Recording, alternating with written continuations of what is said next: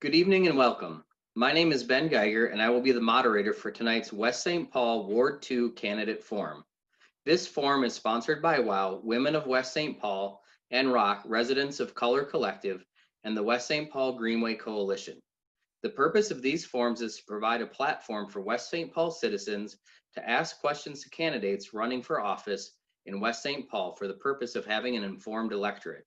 The sponsors feel this is vitally important every election year. The West St. Paul candidate forums are our first of many efforts to make the government more accessible to West St. Paul residents. It is often hard to find information on local candidates, and even the most beautiful campaign literature cannot tell us the whole story. This forum offers an opportunity for us to learn more about the candidates, their policies, and their opinions about local issues. I'm going to give a brief overview of the forum structure for the benefit of both the candidates and the audience. To all those in attendance tonight, I want to thank you for taking time to learn more about Ward 2 candidates. I want to remind you that we are all here to listen to what candidates have to say. Everyone on the Zoom call except myself and the candidates have been placed on mute. If you have a question, you may post it in the chat. Both the Zoom chat and the Facebook chat will be monitored throughout the forum. There will be 15 minutes towards the end of the forum where candidates will be asked questions from these chats. We would like to thank Tori Ellsmore for lending her expertise in making this Zoom platform work. Thanks, Tori. Candidates, we ask that you respect one another, do not crosstalk or interrupt one another when a person is talking. Tonight, you will be asked several questions which represent a variety of topics that are of interest to the citizens of our city. All questions were submitted by residents. The format of the form, screening questions, and the guidelines have been guided from the League of Women Voters recommendation. I will read the questions. Each candidate will have 2 minutes to respond. You are not required to use all of the time. After both candidates have responded, there will be an opportunity to offer a 1-minute rebuttal or response. Tori Ellsmore is our timekeeper. She will provide signs when you have 1 minute 30 seconds left. When you've reached your 2 minutes, she will hold up a stop sign. You are asked to finish your sentence at that time, so we may move on to the next candidate or question. With each question, we will rotate the person who responds first. If a candidate continues to talk, I have the option to mute you. Candidates will also be given 2 minutes to make opening statements and 3 minutes to make closing statements if time allows.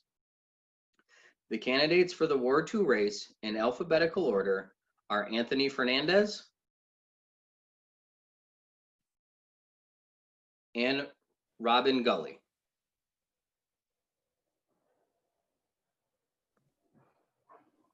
All of the candidates have been sent the same material and invitation for tonight's forum. We appreciate their willingness to participate. Thank you for coming. Thank you for caring about your local government and wanting to learn more about the candidates. Let's begin with opening statements. Mr. Fernandez, I turn it over to you for your opening 2-minute remarks. Thank you very much. My name is Anthony Fernandez. I'm the current City Council member representing Ward 2. I am running for re-election to keep the momentum in the city moving forward. We have a lot of great things that we've been working on recently, and we want to make sure that we keep the momentum moving forward. I feel that I provide a unique perspective to the city, being that I've served on the Planning Commission and 4 years on the City Council. Previously, I served on a Planning Commission in the city of St. Paul and also ran a district council, the Frogtown Neighborhood Association, for a few years as well. So you can check out all of things that I'm not speaking on specifically tonight here on my website, which is votefernandezwsp.com. Also votefernandez.com will get you there. I ask for your vote either now or November 3rd. And it's been a pleasure serving the city for the past almost 4 years now. And thank you for putting on this forum. And I look forward to speaking about some of the things that I'd like to get accomplished in the next 4 years and what Ms. Gulley has in mind as well. Thank you. I just want to start by saying thank you so much to Tori, to Ben, to the women of West St. Paul, to the residents of Color Collective, and to the West St. Paul Greenway Coalition, and also to the League of Women Voters for helping to put together all these tools that make it easier for us to have these citywide forums. My name is Robyn Gulley. I'm of course running for West St. Paul City Council in Ward 2. I'm a mom of 4 girls and we love living in West St. Paul. I feel lucky every day to be raising my kids here. We have a fantastic community and so much of what we need is right here in our community, which is amazing. In my work, I'm a professor of leadership at Metro State University, and I also run New Brookwood Labor College, where we educate workers into the labor movement and try to create new organizers. I'm a proud member of the interfaculty organization at Metro State University, where I'm on the statewide bargaining committee. We're a union family, and we believe that strong workers make strong communities. I'm excited to bring that experience to West St. Paul. I've also earned a master's degree in public policy from the University of Minnesota, an MA in human rights from Central European University, and I'm starting a doctorate in education at Hamline University. I've worked on statewide initiatives including marriage equality and raising wages for home care workers, which has helped countless seniors and folks with disabilities stay in their home and stay active in our community. And I'll bring all of this experience to the West St. Paul City Council, leading with honesty, openness, and transparency, and trying to make our great community even better. So thank you, and I would appreciate your vote. You can check out more about me at robyn4wsp.com, or you can call me anytime, 612-558-6019. That's on my website too, but I will also put it in the chat. So thanks so much. Thank you both for those opening remarks. We're going to move on to the question portion of the forum. So Ms. Gulley, you're going to have the first crack at the first question. So the question is, what prompted you to run for West St. Paul City Council?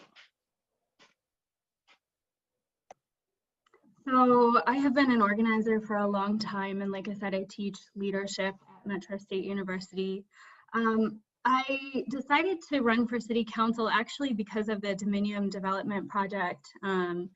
I learned that our current city council, and including the council member that I'm running against, Fernandez, we're supporting repealing our prevailing wage ordinance here in West St. Paul.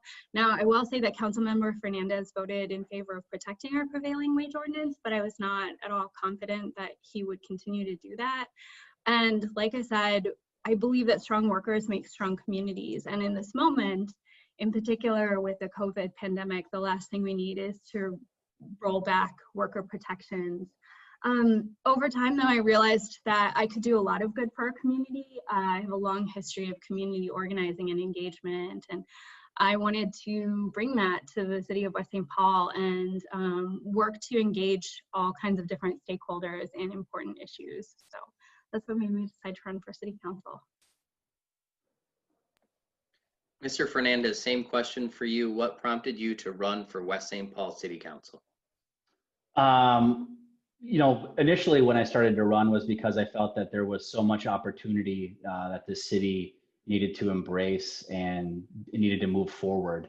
I continue to run for projects like Dominion because of the fact that it's suiting not only jobs. I'm glad to hear that Robyn is for jobs. That's great. We're providing a lot of jobs coming up with this project. And we're also providing affordable housing, which is a very important issue and extremely important to myself.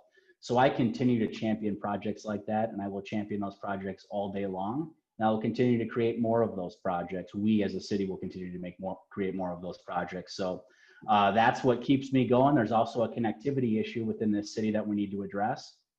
A lot of the stuff just doesn't connect to one another. We're talking about paths and sidewalks and roads that need to start to connect together better. You know, first ring suburbs are kind of the really the new spot for urban planning and to get the right things together.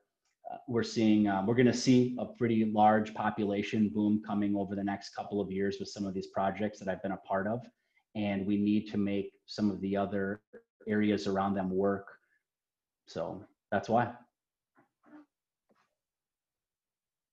Robyn, you've got 1 minute for any follow-up comments.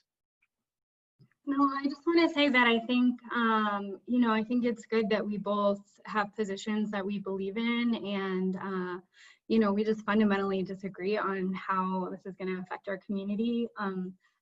Have spent the last few months talking to community members all over Ward 2, and what I hear is that they haven't felt heard on this project. But I will stand by my by my guns, and I'm excited to bring that to the West St. Paul City Council. Anthony, your chance for a rebuttal, sir. Oh, I'm sorry, I got a notification that popped up for muted. My only rebuttal is that the project is happening, and again, it's a huge project for a lot of families, a lot of senior citizens. Affordable housing for senior citizens is one of the largest growing segments around the country, not just in West St. Paul. So it's unfortunate to hear that that Robyn is against that, but maybe she wins and she's at the groundbreaking. So there you go. We'll move on to our second question. So Mr. Fernandez, we'll start with you. Here's the second question. Tax increment financing, or TIF, has been a controversial topic in the city of late. What criteria would or do you use to determine if it's appropriate to grant a project? And how would this affect your decision on future developments? Absolutely. Let's do a quick calculation of where we're at in the city with tax increment financing. And kind of, so currently right now, our total tax budget, we're not even at 3% yet of tax increment financing in terms of taxes across the city. Most cities are upwards of 5 to 15% across the metro area.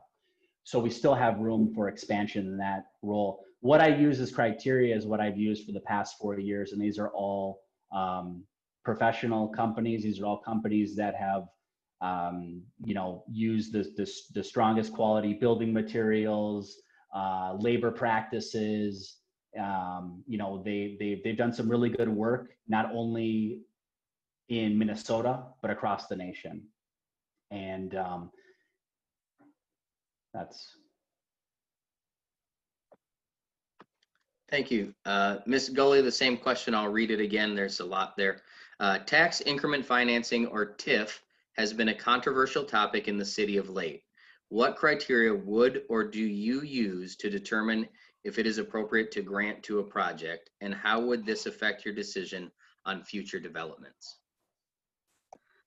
So we already got into this in the last question. It's really no secret that, like Council Member John Justin, who I've worked closely with, I've been concerned about the Dominium development projects and the Roars project.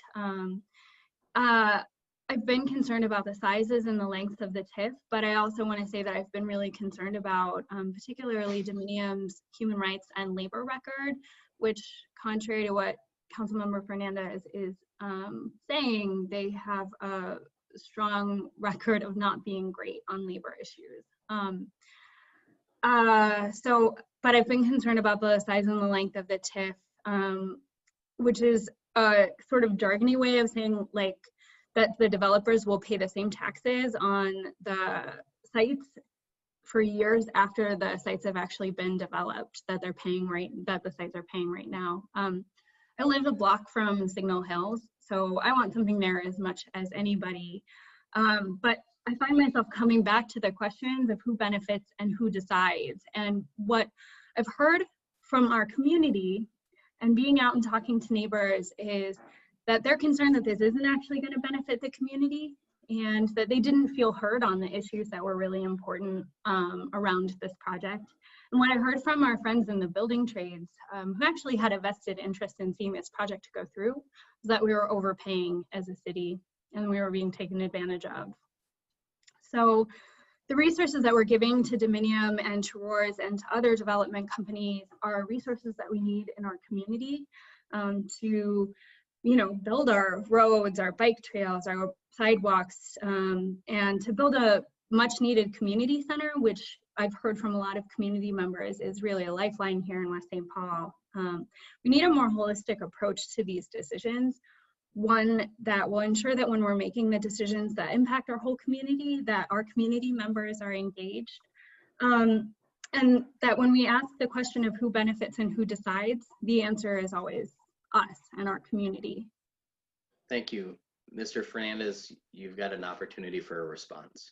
Absolutely. Thank you. Well, first of all, giving TIF to a developer and building a community center are two totally different things. Secondly, that's how development happens right now, especially with interest rates as low as they are, is that TIF is a crucial part and a critical part of getting things done. Okay, I don't know how much longer that we wanted to sit with the former Kmart site in blight, in disarray. And, I hear from residents the exact opposite, that people are happy that something is going to happen and be done. And you can't look around the metro area without seeing these type of developments happening without tax increment financing. We also have a professional in a very heralded accounting firm, Ellers, that gave us, had nothing but glowing reviews for this. So I do disagree on that. Ms. Gulley, your final comment on the question. I think I've said everything that I want to say about it, but thank you. All right, we'll move on to question number 3, and Ms. Gulley, you'll go first. Here is the question.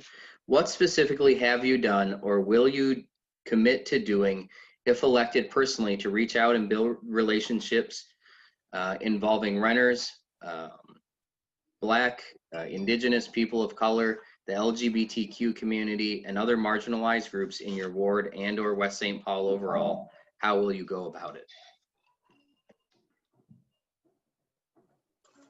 Thank you. I come from a community organizing background, and I strongly believe in the mantra, nothing about us without us. We have a responsibility to engage our whole community and to create spaces that are fully inclusive. And I have a track record of reaching out. I like getting to know people and going out into the community. Over the last few months, I've gone to every single door in Ward 2, and I plan to do it again before November 3rd. And you learn a lot about community members just by going out and talking to people about what their thoughts are about what's great about our community and what they need in our community. So I'm on my second round, and I leave my cell phone number and my email with everyone. I point it out to them so that they know to hold on to the flyer and that they can call me anytime they want. But when I'm elected, I'm going to use the tools that we have available to reach out to our community members regularly. Our city website is good, but could use some work on being multilingual. It's only in English at this point. But we could do a lot of work on social media. So I'd really like to see our city raising its profile using social media in really effective ways. I'd also like to have more, if we can get back together after COVID, have more community meetings. I'm also interested in implementing a community survey where we ask people what they want to see in our community and think about ways that we can implement it. And, ultimately it comes down to the fact that as an organizer, I want to hear more voices all the time rather than less. I want to hear more about what we can do in our community, because I think that that's how we get to good answers about what our community needs. Thank you, Mr. Fernandez. I'll repeat the question for you. It's what specifically have you done or what will you commit to doing, if elected, to personally reach out, build relationships, and involve renters, Black, Indigenous, people of color, LGBTQ+, and other marginalized groups in your ward or West St. Paul overall, and how will you go about it? The biggest job of a city council person is to create policy, and through that policy provide opportunity to its residents. And one of the things that I really want to start doing and earmarking funds for is a human rights commission. And that brings people from the various groups that you spoke of together in the context of the city and start talking about some of the things that are hindering their lives. And that's what we do as a city council is we look at our ordinances and various things and say, hey, what is working? What is not working? How do we build better relationships? How do we provide more opportunity? How do we have more of an imprint of you transposed on the city. And we'll talk about some of the steps that we're going to take a little bit later on with some of the questions, but that's what we have to do right now is we have to actually set together a part where the city council with residents works together on something specifically. We have to actually start putting plan behind it and budgetary dollars behind that as well to get it off the ground. Already an opportunity for a rebuttal, Ms. Gulley. Actually, I just wanted to add a little bit to what I said before. I talked about my organizing experience, but without talking about specific work that I've done as an organizer. So I wanted to say that I spent 5 years knocking doors on marriage equality. So talking to people about how we improve LGBT civil rights and equal rights, literally statewide. I also have done, just in the last year, I've done a lot of voter registration work in apartment buildings here in West St. Paul. And I've also organized alongside people with disabilities, particularly on the home care organizing campaign where I was going out and talking to folks who work as PCAs.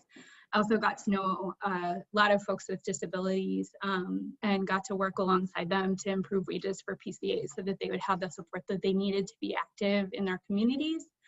And I ran a labor college, which involves everyone in sort of moving the movement forward. So thank you.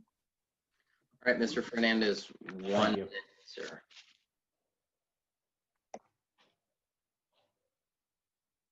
We can move on. I'm good. All right, so the fourth question, we'll start with you, Mr. Fernandez. It says, what creative ideas do you have on how West St. Paul can attract a more diverse business and minimize redundant businesses going forward? How can we be more proactive in encouraging individuals or companies to move or start those businesses in West St. Paul? Yeah, I mean, this is a very complicated question, of course, because small business, large business, medium business is a market-driven opportunity.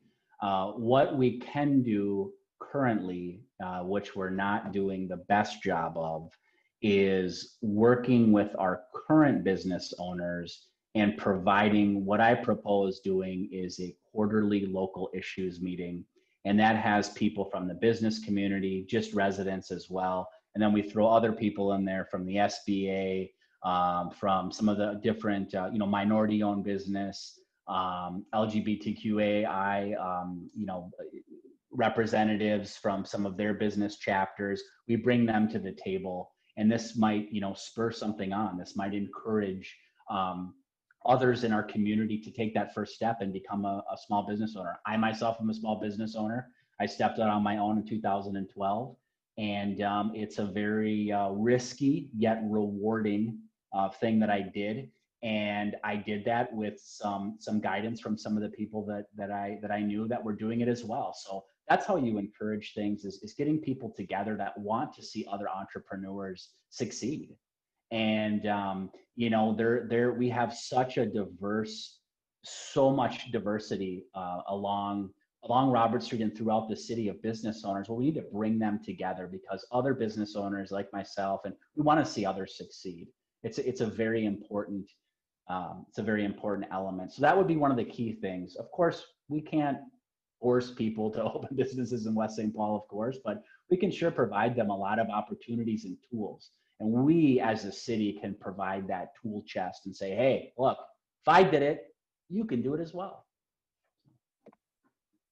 Thank you. Ms. Gulley, I'll read the question one more time. It says, what creative ideas do you have on how West St. Paul can attract more diverse businesses and minimize redundant businesses going forward? How can we be more proactive in encouraging individuals or companies to move or to start businesses in West St. Paul? So we all know that COVID has been really hard on our businesses, and I hear this from community members all the time, that they see the vacancies on Robert Street and see that as a sign that we're letting our small businesses fail. But contrary to what some people think, we actually have a lot of thriving businesses here in West St. Paul, a lot more than we actually see all the time, because a lot of them are non-retail or are home or online based. Right now on my block, I have a baker, a music teacher, a florist, a personal researcher, and a dog walker. And those are the folks that I know about. I'm sure that there are others who I haven't met yet or don't know about their businesses yet. While relationships between government and the private sector sort of limit what we can actually do to change the businesses in West St. Paul, there's a lot that we can do to make things better for businesses here. For example, there were small grants available for COVID relief here in West St. Paul for businesses, but my friend who's a music teacher down the street from me went through the whole process and then found out that home-based businesses didn't qualify. And so I think that we could revisit that and see if we can find ways to support home-based businesses that didn't get COVID relief. But I think like everything else, it starts with engaging the stakeholders and understanding who our businesses are and what they need to thrive in our community. So I would like us to see, I would like to see a small business committee where we invite people to come together and talk about the ways that we can really support our small businesses and diversify the small businesses that we have here in our community. And that particularly goes for, again, like the home-based businesses, the online businesses, the food trucks that are actually based here, which tend to be really diverse. Yeah, thank you. Thank you.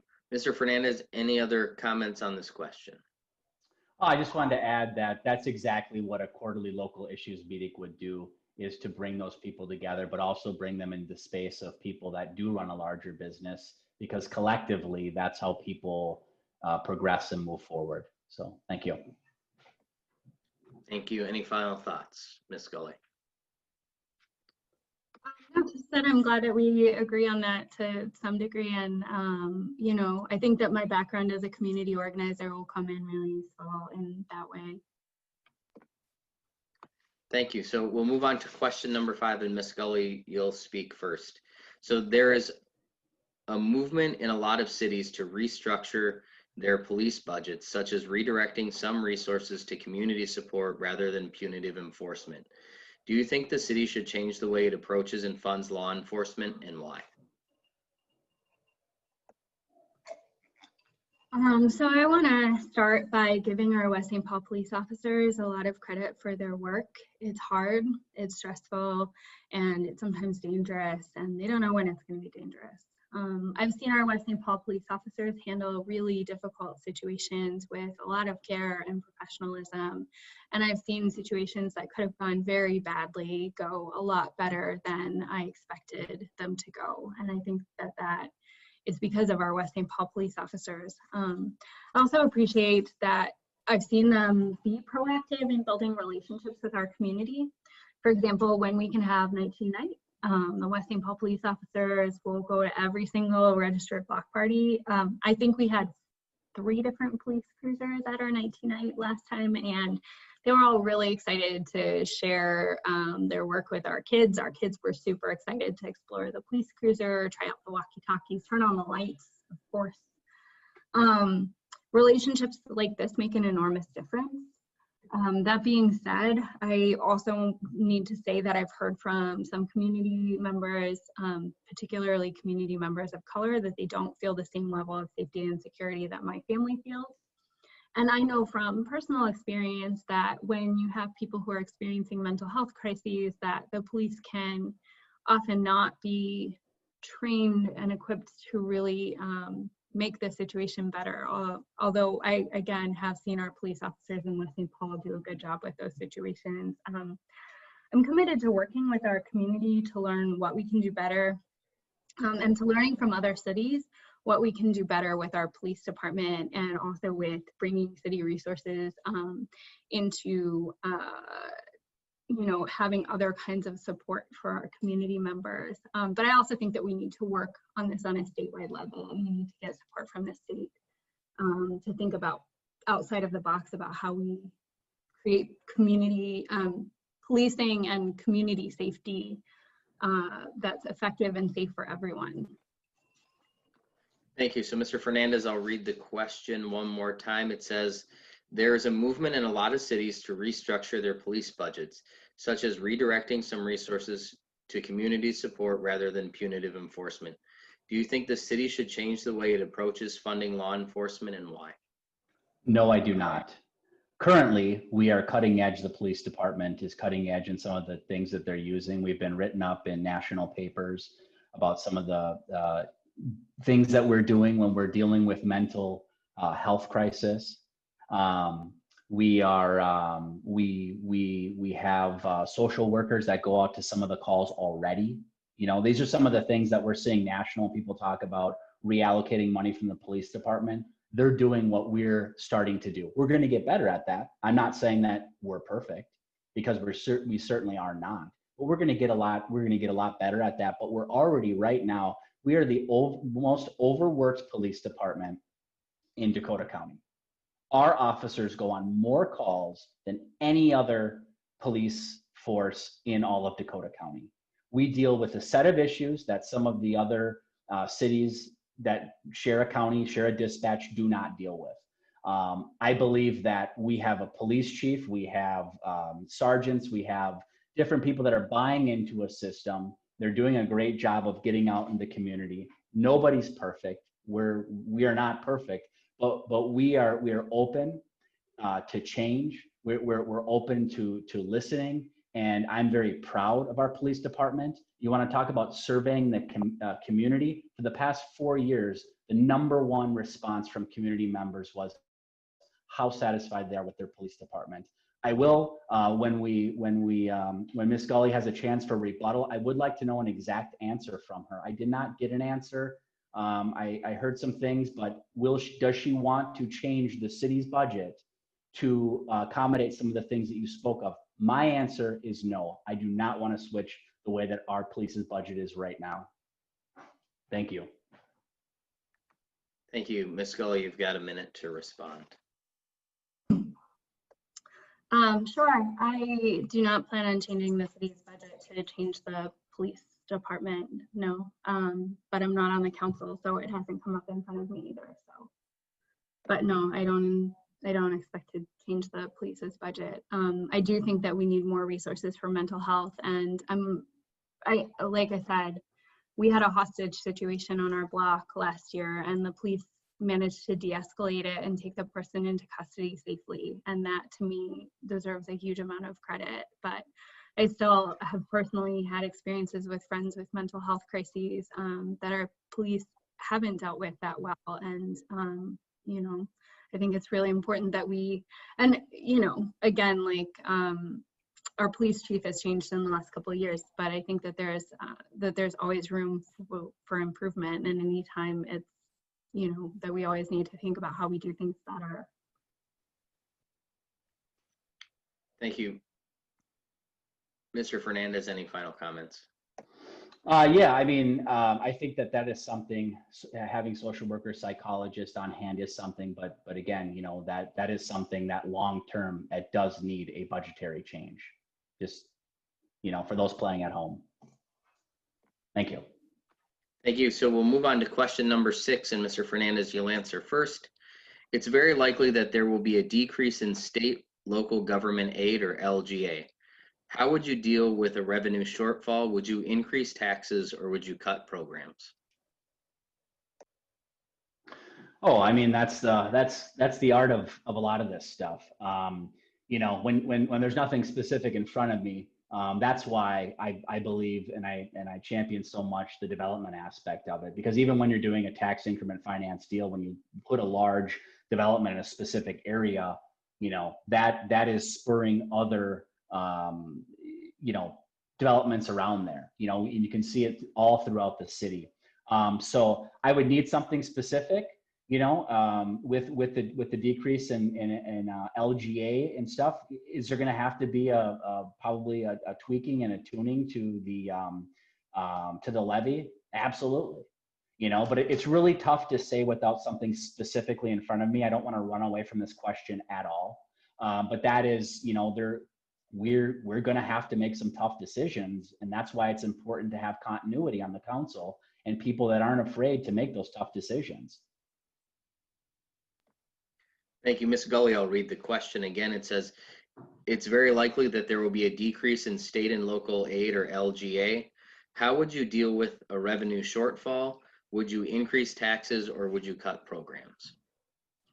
Like Councilmember Fernandez, I think it's really hard to look at this without anything in front of me and say I would do this or I would do that. But I would say that we've already cut local government aid, and I would really push for, and part of this is I think building relationships with our state representative and our state senator to try to push for increased local government aid to get back to the levels that we were at before Governor Tim Pawlenty cut them way back.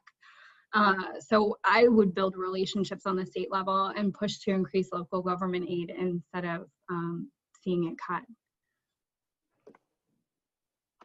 Thank you. Mr. Fernandez, any follow-up response? Yeah, absolutely. I mean, there's no doubt that we're going to have to do more with less. And that's why I propose things like the quarterly, local issues meeting is for that same aspect, is that we have some very large organizations in our city that operate, that have a very large philanthropic arm. And we haven't really tapped into that resource yet. And we haven't, I think we can do a better job in raising money for certain things. Maybe that's park equipment. Maybe that's some of the smaller line item things that are on our budget that I would hate to see get nipped away, that we can get a little bit more creative with, and maybe raise some funds with some of the partners that are in our community that, have those branches that are existing. We just haven't done a good job of asking. Ms. Gulley, any other thoughts? No, that's it for now. Thank you. Thank you. All right, we will move on to question number 7. Ms. Gulley, you'll respond first. It says, recent polls show that public concerns about climate change is increasing. Describe some steps you feel the city could take or should take to become more environmentally sustainable and resilient.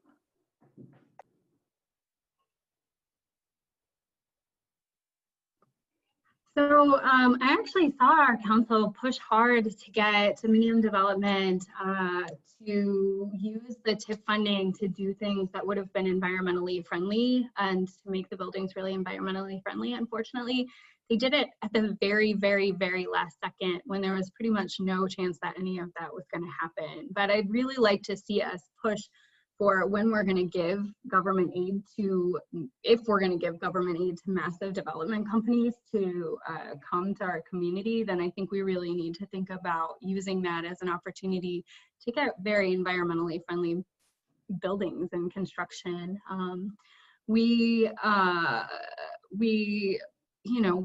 This is the most important issue of our generation, absolutely no doubt. I also would like us to do so we have a great environmental, excuse me if I get this wrong, I think it's the environmental committee here in West St. Paul, and they are always pushing for changes and really like on the, doing great work, but we don't listen to our council, doesn't listen to them and hasn't done a great job of engaging them and actually giving them authority to make any kinds of changes. So I would really like to see us lean on them and their expertise and bring them into the conversation about how we can make our city more environmentally friendly and push our Green Cities initiative work as well.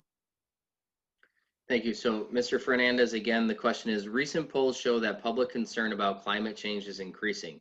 Describe some steps you feel the city could and should take to become more environmentally sustainable and resilient.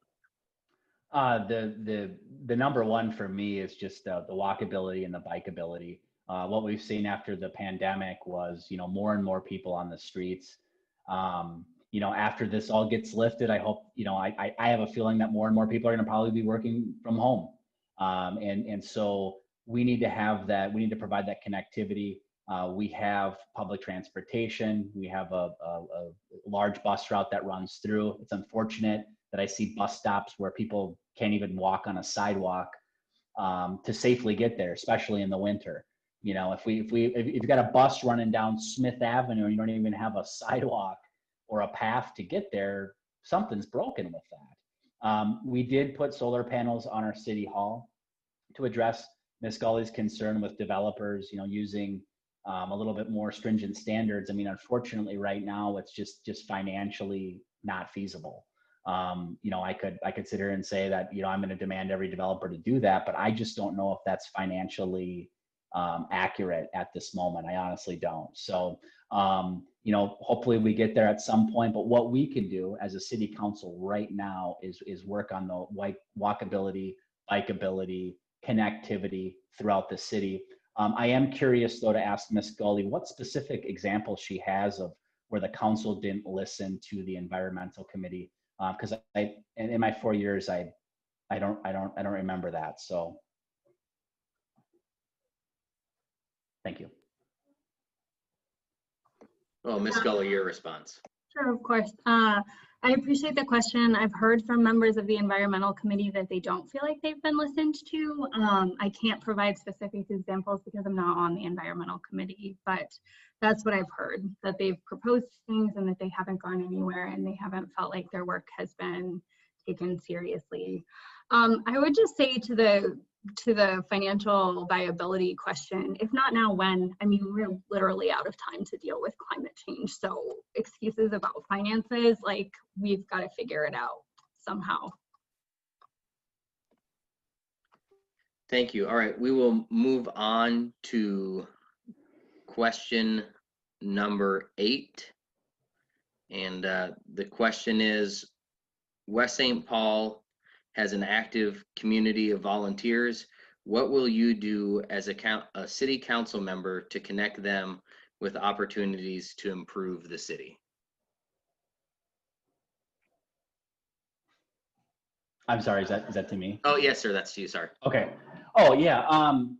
You know, there's a menagerie of things, right? You know, one of the recent things before the pandemic hit on that I really wanted to do something with that was community-based driven was 1010 Dodd. We have a patch of grass that used to be a former AJ's garage site, and I thought, well, you know, what a better idea than to, you know, maybe put some planters up, do something decorative, artistic, and whatnot. So unfortunately, with the pandemic, everybody's like, what's going on? And that didn't happen. But it's identifying, you know, different things throughout the community like that, and getting the right people that have the expertise, and seeing what they can do. So that's an important thing. And you identify those going on. There's a lot of good work that people are doing right now. You know, we're actually starting to install artwork in the city, which is like, oh, mind blow, right? There's no art in the city. And, you know, I'd like to take that a step forward. I'd like to start to look at some of the, you know, I see all these buildings on Robert Street that to me are like blank canvases, you know. We need to find our Diego Rivera or our, you know, our Banksy and put some explosion on there, some life. We're a vibrant community. We're a diverse community. We have all these different things. And when you go into West St. Paul, you don't feel that right away. I think it's important as the city goes forward to start identifying some of those areas and doing something about it. So thank you. All right, Ms. Gulley, I'll read the question again. It says, West St. Paul has active community volunteers. What will you do as a city council member to connect them with opportunities to improve the city? We do have great volunteers here in West St. Paul. I want to give a shout out to the Green Thumbs who put together the cornerstone gardens in our parks. We have one right across the street from our house and it's beautiful. I've talked to a friend or to a couple of friends who are Green Thumbs who have said that they're interested in doing more work in the community parks, and I would love for the city to support that. I think that would be really great and go a long way. I'd also love to see us you know, supporting community gardens. I'd love to see us supporting more art. And again, like a lot of this stuff, people are here, they're willing to do it. We have really like a lot of talent in our city. And it just takes like finding out who we have and what they're interested in contributing to the community. And I think we have to start by just having a conversation with our community, and whether it's engaging them on social media or by doing some kind of survey or through community meetings, we need to talk to folks about what they're actually interested and capable of doing. But one of the things that I've heard from neighbors a lot is that we need, you know, I've heard from a lot of senior neighbors who could really use help maintaining their houses so that they can stay in their homes. So that's something that's different than other things that have been mentioned that are all really important, but I think would be fantastic would be if we got together a group of people who are willing to help with like mowing lawns or you know, painting garages or whatever, so that we can really support all of our neighbors staying in our community and being active and staying in their homes for as long as they want to. So those are some of the things that I would want to bring if, when I'm on the council. Thank you, and I'll give Mr. Fernandez a moment here to respond.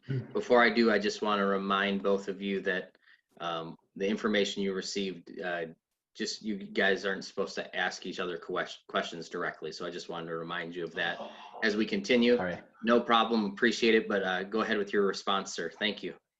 Okay, yeah, I just wanted to dovetail on something that Robyn said about the, you know, the paint and helping neighbors. That's absolutely, that is something that gets overlooked all the time. And it would be really great to put together something where people could call into, those that are maybe looking to help. I mean, a little paint, a little know-how of carpentry goes a long way. I will say, about a year ago, a little bit over a year, we did enact something where we're starting to earmark funds in the city budget that are for low to no interest loans for rehabbing. So a little bit, you know, beyond in terms of monetary wise, besides what Ms. Gulley is speaking of, but that completely makes sense, and that's actually something that is you know, is really doable. And I think about that all the time. I mean, I really do. I mean, there's so many people that, you know, just don't have that skill set, and it goes a long way, and it gives pride back to people, especially in a certain age range. And it's a really good idea. Ms. Gulley, any other comments? No, I just wanted to say thank you, and I hope that whichever one of us gets elected, that we'll be able to do that, because I think it will make a big difference in our community. And I just wanted to add, I guess, one thing, which is that I've heard from a lot of folks who have gotten fix-it sort of tickets in the community who, for whom that would make a really big difference. And I've in fact heard from folks who are moving out of the community because they're just tired of feeling targeted all the time, but they don't really have the capacity to do the upkeep on their house. And when you look around, it's small things that probably take a weekend for a couple of folks to do, but would really make a big difference. So thanks. All right, this is the last question before we move into the questions that we got from the chat today. So here's the question, and Ms. Gulley, you'll go first. What is your opinion of West St. Paul's rental density ordinance?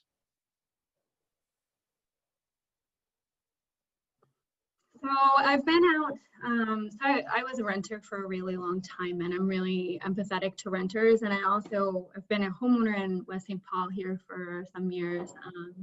And I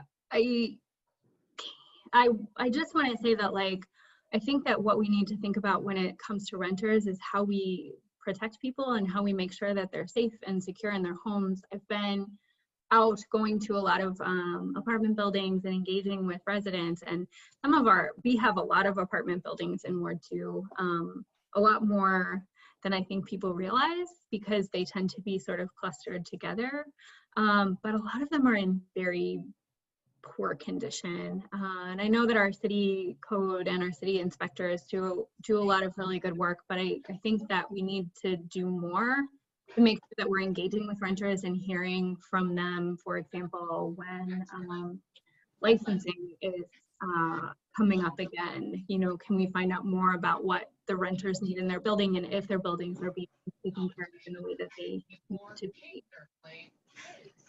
First veto competition. Shortfall. Ian played his first veto comp before Pacer played his first veto comp. Thank you. What's that? All right, I'll repeat the question for you. So the question is, what is your opinion on West St. Paul's rental density ordinance? Whoever put this question down, thank you so much. If this were the rental density ordinance, this is what would happen to it. Right here. See that?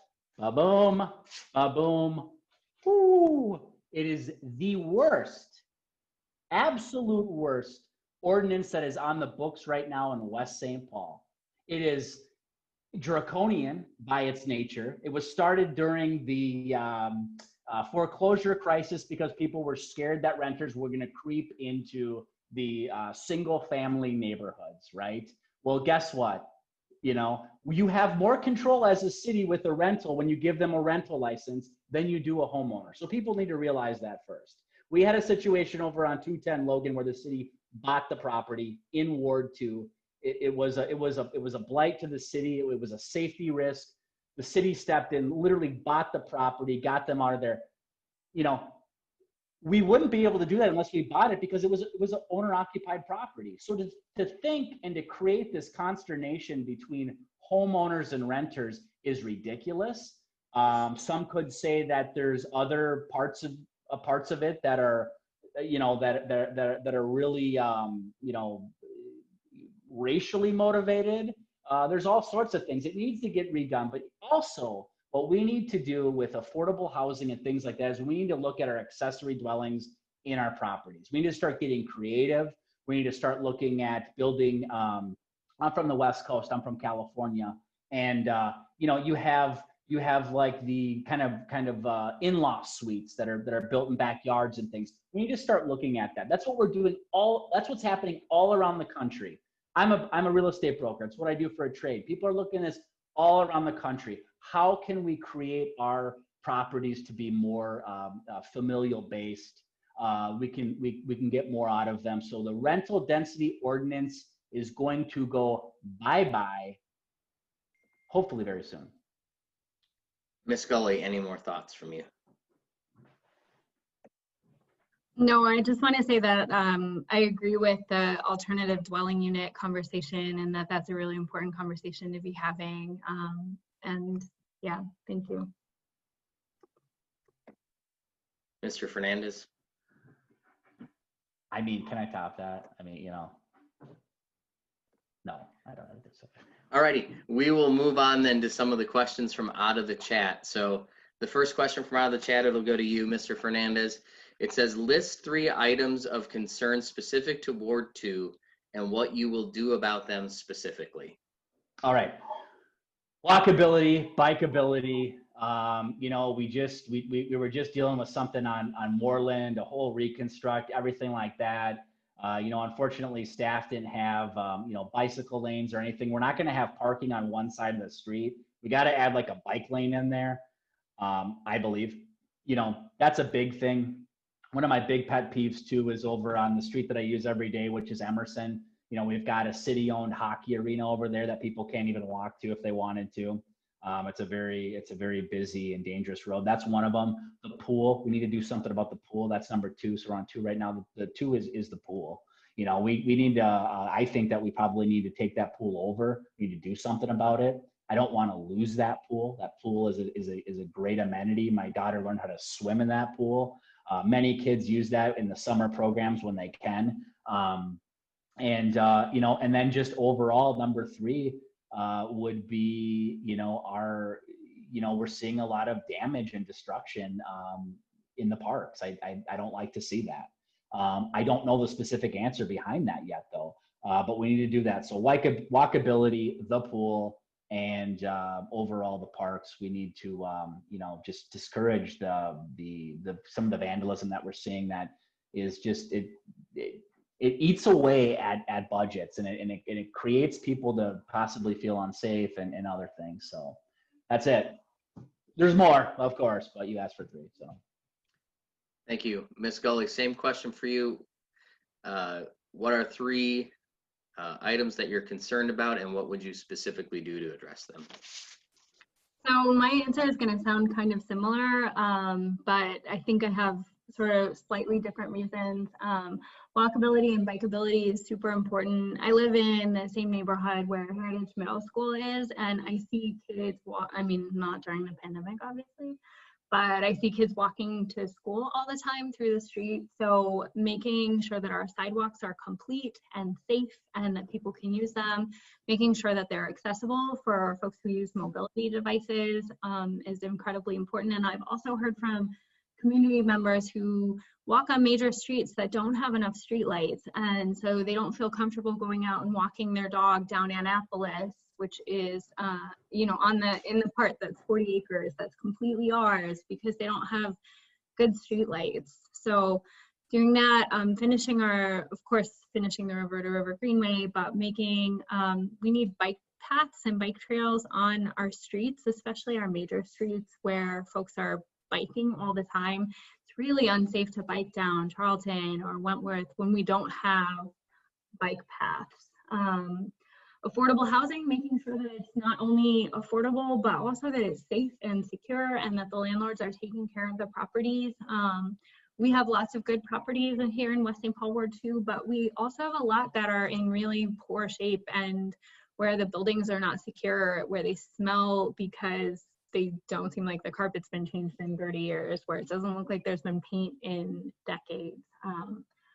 And then our parks and our public spaces, they're incredibly important, especially coming to the other side of this COVID pandemic. We really need to think about not just having those spaces, but how we get, especially the folks who have been really isolated, out and into them. So thinking about community gardens, thinking about art projects, public art projects, thinking about ways that we can engage folks, thinking about how can we get state funding to build a new community center. Thank you. I'm out of time. Mr. Fernandez, any other thoughts? Yeah, I just wanted to bring up one thing too that I think a lot of people in the community overlook that was passed roughly about over a year ago or a year, something like that. But that's where we're starting to tax paths and sidewalks, not just 100% on the homeowner. So if you have 20 feet of sidewalk in front of your house, you're not just being taxed on your share of that, but that tax is being taxed throughout the entire city. And what that does is it really lightens the burden on that specific homeowner, and it makes it so there's not as much consternation when we are starting to put in some of this infrastructure. And we're actually starting to earmark and allocate certain amounts of money into pathways and walkways. And also with these bigger developments, we have parkland dedication funds. And that's a huge part of keeping our parks, safe and keeping them up to date, up to speed with different things. I'd really like to see a pickleball court somewhere in the community as well. It's the fastest growing sport in the world, yeah. Thank you, Ms. Gulley. I just want to say that I totally agree with treating sidewalks as a citywide accessibility issue, and I don't know why we haven't done that so far. It comes down to homeowners a lot of the time and whether or not they're willing to petition their neighbors to get sidewalks complete, and that is not acceptable for a city. We need to treat it as a citywide accessibility issue, and I realize that we also need to think about how we keep our property taxes manageable, especially for our seniors when we want to keep them in their homes as long as they want to stay in their homes. But I think that this is a really important conversation to have, and that it deeply affects the livability of our community.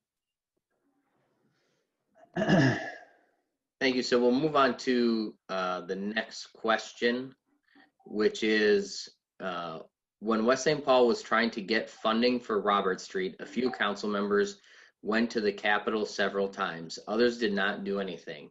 If a funding issue comes up like this again, would you lobby at the Capitol? If so, why do you think it's important? If not, why not? So Ms. Gulley, we'll start with you. Yes, absolutely. I think it's incredibly important that we build relationships with our state and with our state representatives, and make sure that we're engaging them in these conversations. And I would be down at the Capitol all the time. And in fact,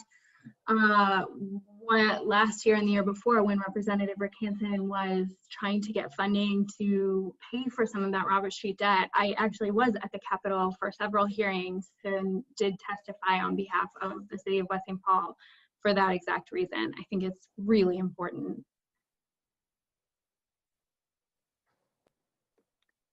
Thank you, Mr. Fernandez. I'll repeat the question for you. When West St. Paul was trying to get funding for Robert Street, a few council members went to the Capitol several times. Others did not do anything. If a funding issue like this comes up again, would you lobby at the Capitol? If so, why? Do you think it's important? If not, why not? Just because somebody doesn't go to the Capitol and physically sit there doesn't mean that they're not doing anything, first of all. Secondly, you know, the people that did go down there, you know, they were a little bit better possibly suited to go down there and do that. So it's really about, you know, timing and you know, for an entire city council to go down there. I don't know if that's the best allocation of resources to specifically do that. You know, but I think it's obviously important, you know, whatever we can get from the state government is very important, but you know, just because you don't go down there specifically doesn't mean that you're not doing other things within your own network to try to obtain financing. Ms. Gulley, any other comments? I just want to say that I hear what you're saying about allocation of resources, Councilmember Fernandez, but it was really important that we had people down at the Capitol for those hearings, and I went to a number of them, and we didn't have a ton of people from West St. Paul show up, and that really made a difference. And I think it might have been part of the reason that, probably was part of the reason that we didn't get the funding that we wanted from the state government. So, you know, respectfully disagree. That's very speculative, but okay. Alrighty, we'll move on to our next question. So Mr. Fernandez, you'll go first. It says, one moment, sorry, okay, here we go, sorry, sir. So it says, to the public, it seems that staff presents their positions on agenda items and council frequently accepts their recommendations without much public discussion. However, staff are not elected officials. Explain your position on what weight should be given to staff recommendations, and would you or have you questioned their recommendation? Well, if you go throughout the 4 years of the city council, you're going to see, you know, a lot of that. I mean, there's going to be, I've questioned staff on various things. It's not always in the public eye as well. You know, various council members are calling staff about certain things. You know, we get our packets on certain things on a Friday, and then there's a weekend, and then there's Monday. And Monday's a busy day of checking in on things, asking things. You know, like what we're starting to see now is what we started to do is televise our open council work session, which was very important, which was something that was important to me that I wanted to have all along, because that's where we really, you know, make a lot of the decisions. And or not, I shouldn't say make a lot of the decisions, but we give staff a lot of where we want them to go with a project, the development, with a rewriting of an ordinance, whatever it may be. So staff is questioned all the time. We do have a very professional staff. We do have an amazing city manager who is very open and has a very open door policy on a lot of different things. So. Thank you. Ms. Gulley? I'm a passionate person. I question everybody about everything. So I don't think it's any question that I will, you know, I'll ask tough questions. Sweetie, I'm on a very important thing. That I'll ask. Sweetheart. Okay, I'll be right out. I'll ask tough questions when they need to be asked, but I also think that it's really important that we hire the right city staff, and we feel like they are the people that we can depend on to do a great job. And so I think that that's something that I would consider, you know, an important task of being on the council. And as a council member, I think our particular job is really getting community feedback and knowing what our constituents are saying and what concerns they have, and engaging the city staff on answering those questions and really addressing them as we go forward with projects. Mr. Fernandez? Sorry, I just got distracted. My daughter just came over from her friend's house. Yeah, staff. I mean, Yeah, I mean, it's an ongoing thing. But again, we're not full-time employees. They're all very seasoned. I mean, most very professional staff, and sometimes they make the wrong decision, and when we let them know of it. I don't know what else to say about it. So thank you. Thank you. Ms. Gulley? No, I think I said what I wanted to say. Thank you. Appreciate it. All right, the next question's for you, Ms. Gulley, out of the chat. It says, what actions would you take to bring more art to West St. Paul? Well, I think I kind of responded to that a little bit, but one of the things that I really think that we could do is sort of learning who our artists are in West St. Paul. I know of quite a few who are really interested in getting involved with community art, and then being ready with the supplies and the materials. And I think that that's something that we should have city support for, frankly. I also think that we have a lot of folks who are interested in community gardens, and I'd really like us to look at how we can get community gardens like they have in St. Paul and Minneapolis, here in West St. Paul. And it's not, I mean, art of gardening, I guess, but I think that it's a really powerful way to bring people together and to make our community better and look better and more livable for everyone. So, I think just engaging people and then having the resources available to support them is really important. Mr. Fernandez, what actions would you take to bring more art to West St. Paul? One of the things that I kind of talked about before was some of these blank walls, and some of these businesses that have them. I'd like to approach some of these business owners and see what they felt about a mural, and try to reach out with somebody, hopefully within the community, and do something to spruce things up. There's all different various methods of it. I'd be curious. There's an organization that I worked with when I was in Frogtown called Springboard for the Arts. They've got some different things that they can do in terms of helping raise money for different things. It really has to be kind of a from the ground up led type situation. We saw something over at on the corner of Oakdale and Butler at the art park, and that's kind of a prime example of it. But I would like to look beyond all of that stuff. And what my idea kind of was, 1010 Dot was planter boxes and maybe some mosaics around that, and just to provide a little bit of jazz and spruce things up. But we're missing like a mural. We're hoping to have kind of an art installment on the Northern Gateway as you come in with the Dakota County CDA building. So hopefully we can start getting some stuff there, but it's needed. I mean, it's really needed. We have this kind of kitschy, unique community where you're crossing this like odd Art Deco-y 50s, 60s mod and transposing it with some, quirky 80s. And, we've got to accentuate that. We've got a vibe here. We need to sink in and just kind of, thank you. All right, Ms. Gulley, any other comments on the question about art?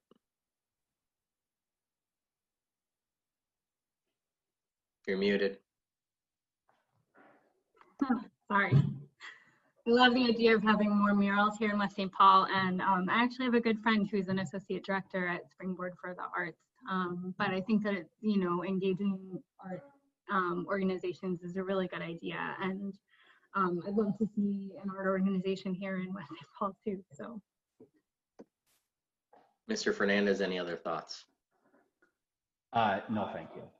Okay, so last question before we go to closing comments for the evening. What do you believe West St. Paul has to offer that our neighboring communities do not, and how do you or would you promote that? Is that me? Yep. Okay. Well, we have, we're more diverse than like if we're talking about Dakota County specific, our diversity is fantastic.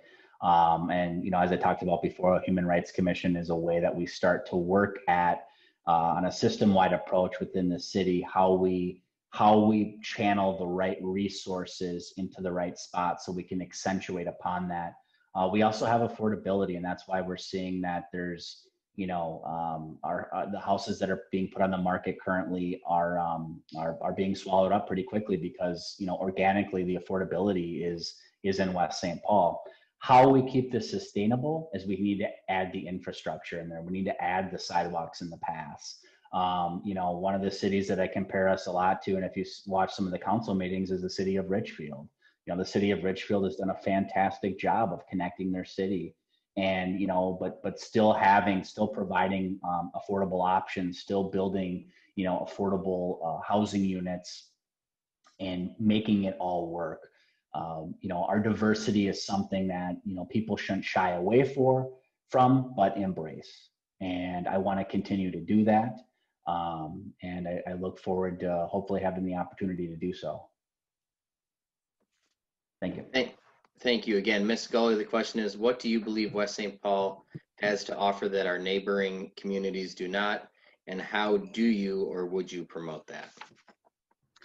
I just want to sort of agree. We have affordable housing and affordable homes, which is really sort of unique in the metro area. We have a super diverse community, and our community is really interested in helping each other.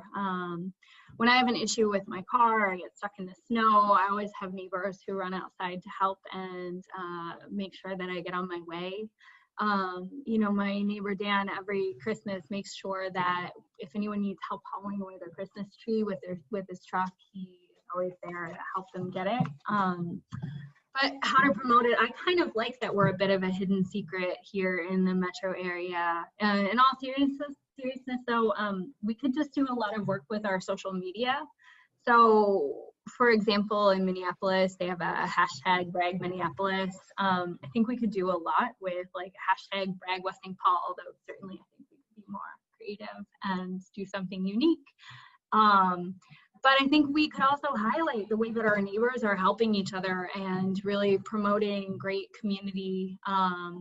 And that's what I would do as a city council member, and just want to work to make our community really great and to let everybody know about it.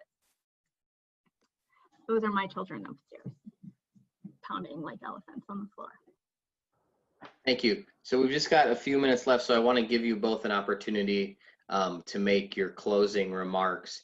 And since Mr. Fernandez went first in the opening remarks, I'll have you, Ms. Gulley, go first in the closing remarks. So you've got 3 minutes. Thank you. I just want to start by once again saying thank you to Tori for your timekeeping. Thank you to Ben for being a great moderator. Thank you to the Women of West St. Paul, to the Residents of Color Collective, and to the West St. Paul Greenway Coalition for pulling this together. This has been a really great forum, and I really appreciate everyone coming and being part of it. And I appreciate Councilmember Fernandez for being part of it as well. If I'm lucky enough to be elected to City Council, I will use my position to work to make our city more livable and accessible for everyone who is here. And I want to do that by engaging our community really deeply in questions about how we make our city more accessible and livable for everyone, and how we make those kinds of tough choices about how we can afford things and what we need, but also engage the community in conversations about how we think outside the box, about ways that we can use the resources and spread the resources that we have so that they go a long way. I want to work to make our city more beautiful. I want to bring more art to the city, community gardens, improve our public spaces so that as we come to the other side of COVID, we're living our best lives in the city and really like bringing people out of their homes again and giving them lots of opportunities to connect with their neighbors and figure out how to be social again. I will be honored if I have the opportunity to serve as your West St. Paul Ward 2 City Council person. And I just want to say thank you again to everyone for caring enough about your city to come and participate in this process. You can reach out to me again anytime. I'll put my phone number in the chat, but it's 612-558-6019. That's my cell phone number, and I make a rule of answering it. And you can also find out more about my campaign at robyn4wsp.com. That's for spelled out, ROBYNFORWSP.com. Thank you so much. Thank you. Mr. Fernandez, your closing comments. Excellent. Again, many thanks for this forum. It's had a great time, had fun. Thank you to Miss Gulley, virtual handshake here. What else can I say? I think that continuity is important. I think that policy is important. I think policy is how you give residents the opportunity to do things, to be able to, again, the government's job is to hopefully give some residents some tools that they didn't have and provide safety for their community members. I think that my record has shown that I've done that. I feel that, again, we have a lot going on in West St. Paul. We need to keep that momentum forward. We need people with experience, not only in municipal government, but also in the private sector to continue to move this city forward. I don't know what else to say. Have a good night and safe travels. We've reached the end of the forum, and I want to thank all the candidates for joining us here today and sharing your vision and opinions with the citizens of West St. Paul. I also want to give a sincere thank you to our volunteers from Women of the West St. Paul, Residents of Color Collaborative, and West St. Paul Greenway Project, who put time to create and host this event. Thank you very much. I want to challenge you all to act. Never is an election more in your hands than a local election. So vote early or vote on election day. Write a letter to an editor, talk to your local officials, reach out to candidates, ask questions, volunteer, or talk with your neighbors. The elections is November 3rd, but early voting is open now. You can vote by mail or in person at the Dakota County Service Center. For more information, go to www.sos.state.min.us/elections-voting. I invite you to contact any of the candidates for more information. Stay healthy, and thank you so much for tuning in.